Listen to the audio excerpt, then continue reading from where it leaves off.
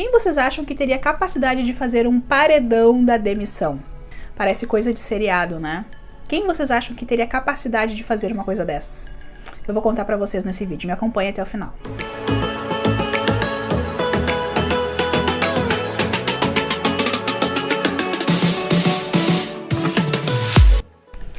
Olá, sejam todos bem-vindos ao canal da Trabalhista. O meu nome é Aglaia Dutra e hoje eu vou falar sobre assédio moral. Aquele momento em que o empregador ultrapassa todos os limites e ofende, fere a honra do trabalhador. Mas antes de entrar no assunto do assédio moral propriamente dito, a gente precisa pontuar algumas coisas. A primeira delas é que o trabalhador ele tem o direito de ter preservada a sua dignidade e todos os direitos inerentes à sua personalidade. São direitos extrapatrimoniais, são direitos que envolvem a personalidade da pessoa enquanto ser humano. E o trabalhador tem o direito de ter preservados esses direitos. Exemplo disso é a honra, a privacidade, a dignidade do trabalhador. Inclusive, a Constituição Federal menciona isso, que são invioláveis a intimidade, a vida privada, a honra da pessoa e que é assegurado o direito à indenização, tanto por dano moral quanto por dano material,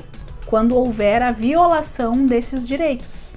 E no direito do trabalho não é diferente. A Constituição é o nosso balizador, é o nosso norte, é lá que nós nos inspiramos. E no direito do trabalho, quando o empregador infringe essas normas e ele age de forma a causar humilhação, constrangimento, invade a privacidade do empregado, fere a honra, fere a imagem do empregado, essas atitudes são passíveis de gerar uma condenação na esfera trabalhista.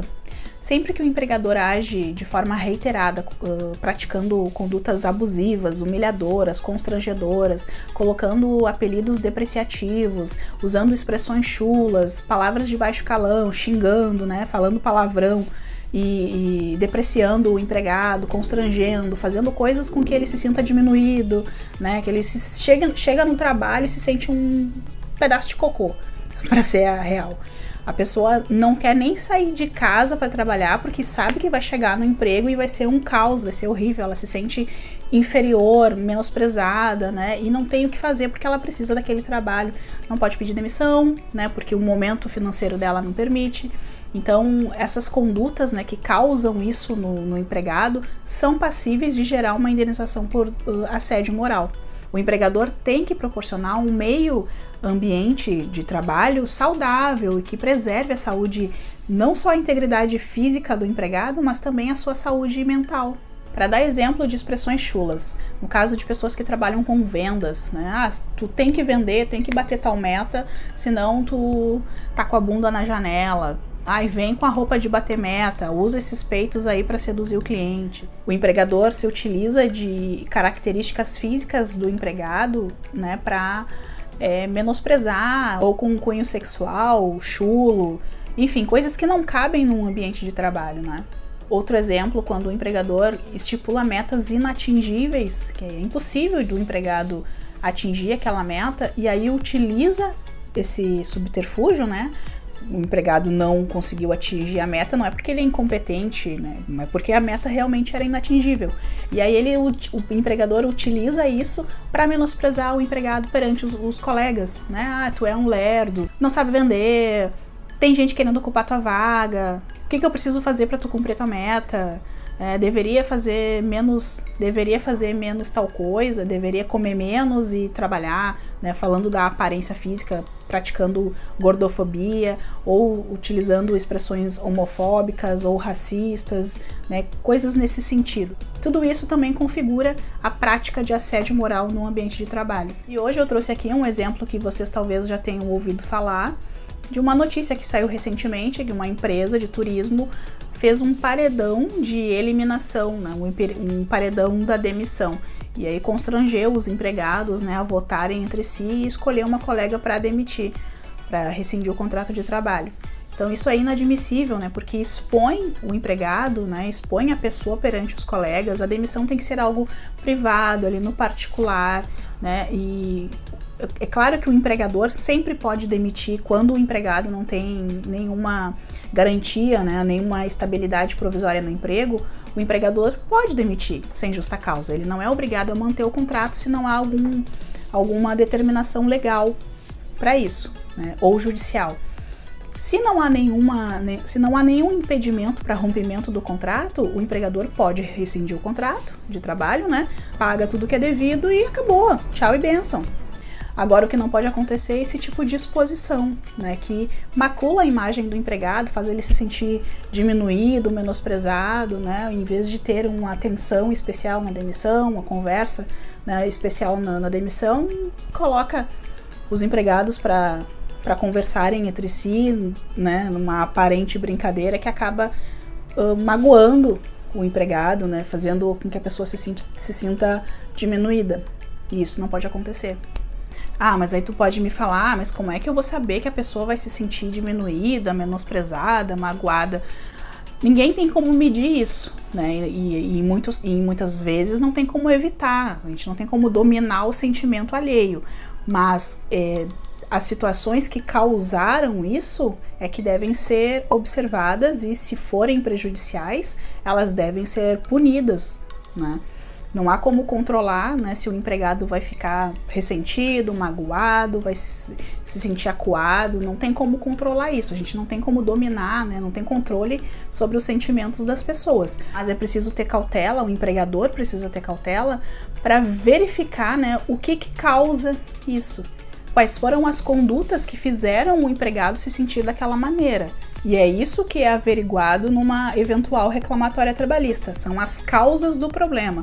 Se o ex-empregado, né, ou o empregado está dizendo que se sentiu ofendido, magoado, né, teve ali a sua honra ferida, afrontada, feriu a sua personalidade, a sua dignidade enquanto trabalhador. Então, o que vai se averiguar? Não é o sentimento do trabalhador, não é o sentimento do empregado, o que ele está sentindo, mas sim o que causou isso. E para isso serve as provas testemunhais, né, provas documentais, às vezes, dependendo da situação. É isso que vai ser aferido. O que causou esse incômodo, esse desconforto, esse constrangimento para o empregado. Outro exemplo que eu quero trazer aqui para vocês também é o da série The Office, o chefe Michael Scott. Ele é muito engraçado, é um personagem que, num primeiro momento, não demonstra que tem esse perfil assediador, mas ele cria situações, ele faz coisas que são surreais, absurdas, e constrange constantemente os empregados, e os empregados não conseguem, eles não reagem, não revidam e tal, e não conseguem se desvencilhar daquelas coisas, das situações que ele cria.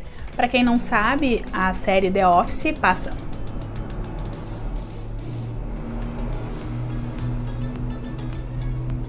caminhão. Para quem não sabe, a série The Office é uma série que passa na Amazon. Ela é ambientada num escritório, onde eles vendem papel. Ia falar pastel. E aí é um escritório, ele tem, né, a equipe de vendas, o administrativo, financeiro e tal, assim, parece nada demais. O chefe, né, da filial, que é o Michael Scott. O Michael é um chefe totalmente sem noção, assim, fora da realidade, ele não tem um pingo de simancol, não tem bom senso, as brincadeiras que ele faz, assim, são muito ridículas. São coisas engraçadas, assim, a série em si é muito engraçada, porque eles interagem com a câmera, dão umas olhadas pra câmera, assim, e alguns empregados são bem peculiares, assim, da forma como eles agem e tal. Só que o interessante é que ninguém reage, né, ao que ele faz, não tem coragem de se contrapor ao que ele diz, e eles só fazem piadinhas internas, trocam olhares, assim, tipo, ele poderia estar falando isso, coisas do tipo, mas ninguém fala diretamente pra ele, e aí ele tem um domínio ali sobre a galera. Aparentemente ele gosta da equipe, ele gosta de trabalhar, ele é bastante dedicado, só que é um total sem noção. A série é muito boa, vale a pena assistir. Assim como o Michael, tem muitos chefes por aí, que eles, naquela brincadeira, né, com tapinha aqui, tapinha ali, uma piadinha aqui, uma piadinha ali, vão falando coisas, vão agindo, né, de forma que o empregado vai se sentindo constrangido, não sabe como agir, não tem como revidar, porque afinal de contas é o chefe, né? E aí aquela situação vai se tornando cada vez mais constrangedora, embaraçosa, e a pessoa não consegue se desvencilhar daquilo. Então, num primeiro momento, assim, até parece que a pessoa não está se importando. Alguns chefes eu já ouvi falar, não, mas ela gostava, sabe? As coisas assim. Então, não aconteceu comigo, mas em casos de reclamatórias trabalhistas que eu participei. Então são coisas assim, as pessoas, eles agem de forma, né, de como se a pessoa que está sofrendo o assédio fosse a culpada. Ah, mas ela deixou, ela não falou nada, ela gostava, sabem? Então são coisas assim que vão gerando um ambiente de trabalho nocivo e a pessoa não consegue se desvencilhar daquilo. E o Michael, em vários episódios, foi machista, racista, homofóbico. Nossa, ele tem umas falas assim que tu... Meu Deus! E ele fala assim como se fosse uma coisa super natural. Ah, nem é tão assim... Na verdade, parece que ele nem se dá conta do que ele tá falando, sabem? Então, se vocês puderem, assistam essa série. Ela tem episódios curtinhos, assim, de no máximo 30 minutos. Então, ela é dinâmica. Quando tu vê, já assistiu vários episódios.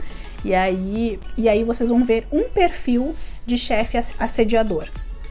E quem vocês acham que seria capaz de montar um paredão da demissão?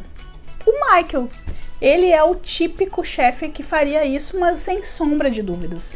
Quem já viu sabe exatamente do que eu tô falando, sabe que ele é plenamente capaz de fazer isso. E quem não assistiu vai perceber que ele realmente poderia fazer isso. Ele era muito sem noção. Poderia, inclusive, incrementar essa situação e tornar ainda pior. Né? Ele era bem capaz de fazer isso. E aí, voltando aqui para nossa realidade, né, para a Justiça do Trabalho, a reforma trabalhista trouxe várias modificações, né? Vocês sabem. E uma delas foi o tabelamento do dano moral. Isso foi objeto de muita crítica, porque não tem como mensurar ali a dor que o empregado sentiu, né? Como que o empregado se sentiu. E aí a reforma trabalhista trouxe a possibilidade de tabelar os valores de acordo com o salário do empregado. Eu vou deixar aqui na descrição para vocês verem como que é atualmente a cobrança dos danos morais. É uma coisa assim muito...